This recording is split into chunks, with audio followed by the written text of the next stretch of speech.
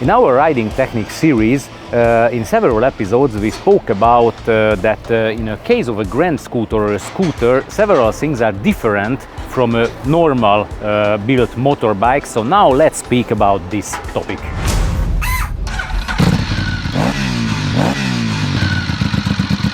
What is much easier is to get up on the scooter than to a motorbike, as I do not have the fuel tank in between my legs. So it is easier, but the seat position in itself is different because my feet are in front of me.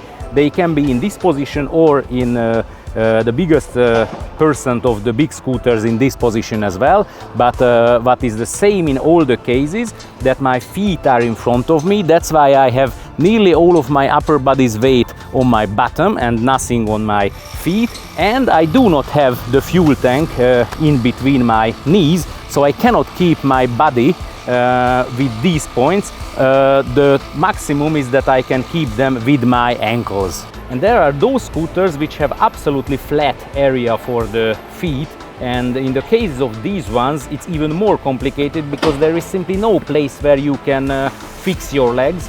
The only possibility is if I push my, let's say, toes or the front of my boots to the front part of the plastic, and then I have to keep my body's inertia like this.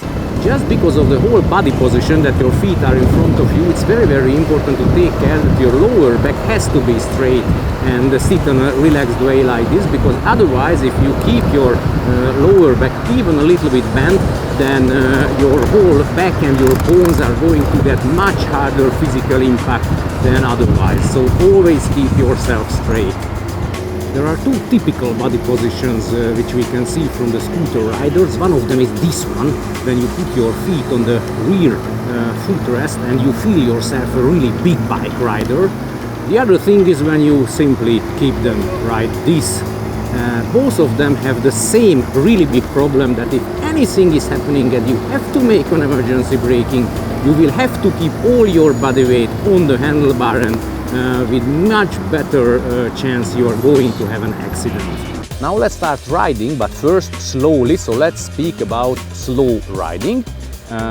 It's absolutely the same as in a normal motorbike, but there I have a clutch which I can slip, and here I do not have this. Reached absolutely the same thing if I use the throttle as a clutch, because when I use a very little throttle, then the bike is just going on the same way as when I slip the clutch.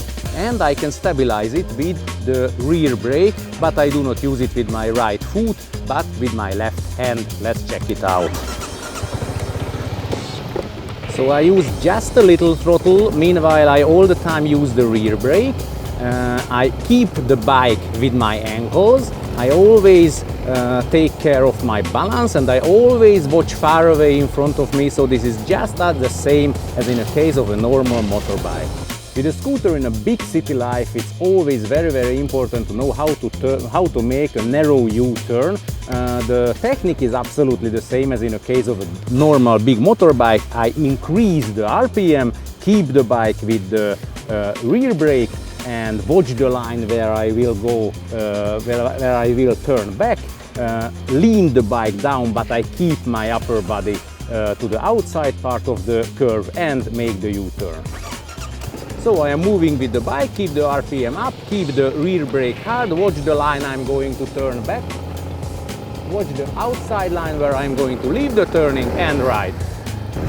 The steering of a scooter is absolutely the same as a normal motorbike. When you reach the normal traveling speed, so over 30-35 kilometers per hour, then when you push the handlebar, the bike is going to turn on that way which handlebar you pushed.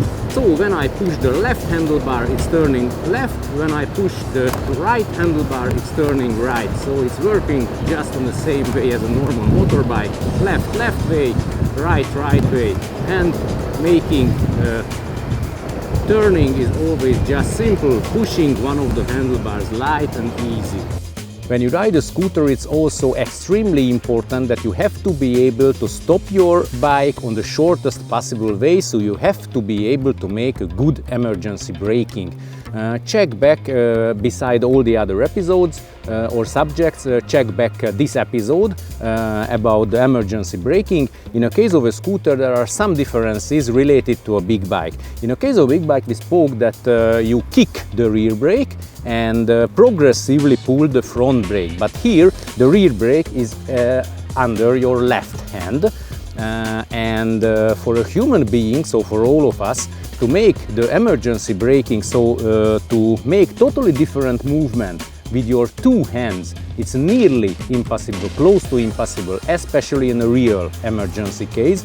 And the biggest problem, if you make so that you want to really quickly pull the rear brake and you do the same with the front one as well. So when you do this movement and you do not have ABS, you very easily going to slip on the asphalt. So it is much better, much less loose if you do that you pull progressively both the brakes, so you make this movement, the progressive movement with both of your hands, and meanwhile you have to take care very much to keep all your body weight with your legs and not put body weight on the handlebars.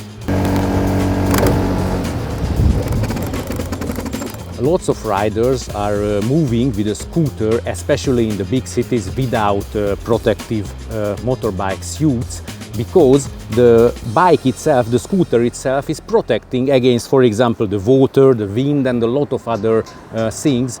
But when you are rolling on the asphalt, it's going to be the same hard and the same hot arriving from a scooter, even for a 50 cubic centimeter scooter, than from a 1000 cubic centimeter sports bike. So there is no difference. That's why it's really advisable to wear a maximally protective motorbike suit all the time when you are riding even a small scooter. And just one more thing, that for example, if you want to keep your body's weight and inertia with your ankles, and you are keeping the plastic cover very hard with your ankles while riding the scooter, it's going to be much more painful in a normal half street shoe than in an ankle protective motorbike boot or shoes.